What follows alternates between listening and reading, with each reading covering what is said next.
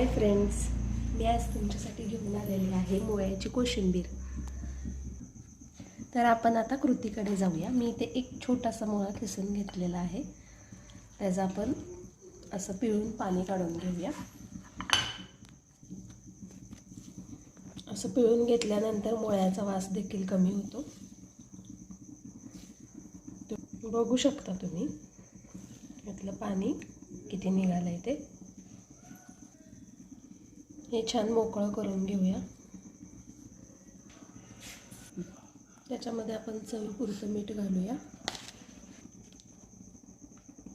त्याच्यामध्ये 1 चमचा दही टाकते।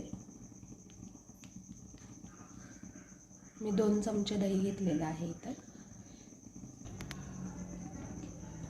आपल्याला आता ह्याला फोडणी द्यायची आहे, त्यासाठी मी फोडणी पात्र घेतलेलं आहे। त्याच्यामध्ये आपण थोडंसं तेल घेऊया। आता ह्याच्यामध्ये आपण तेल गरम झालं, आपण त्याच्यामध्ये मिरची टाकूया। थोडीशी मोहरी टाकायची।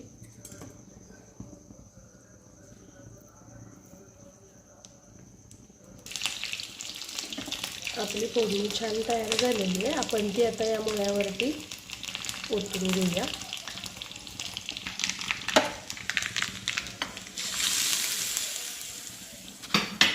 आपण हे आता मिक्स करून घेऊया छान।